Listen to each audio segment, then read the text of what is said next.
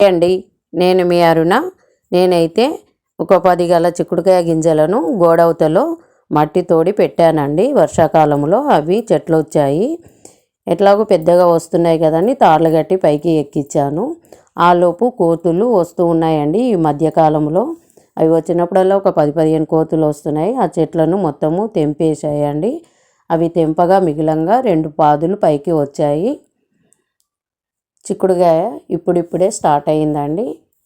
అందుకని వచ్చిన చిక్కుడుకాయ ఎండిపోతుంది కదా, వేస్ట్ అయిపోతుందని ఇప్పుడు నేను ఈ చిక్కుడుకాయలను వచ్చిన కాడికి తెంపుతున్నాను. ఇవి దగ్గర దగ్గర పావుకే చిక్కుడుకాయ దగ్గర వస్తుందండి. వీటితో పాటు నేను కాకరకాయ చెట్లు కూడా పెట్టాను. కాకరకాయ, సోరకాయ, బీరకాయ అన్ని పాదులను ఆ కోతులు అనేటివి ఉంచకుండా తెంపేసేయండి. ఇంతకుముందు లేకుండే. ఇచ్చారు కదా పావుకే చిక్కుడుకాయలు.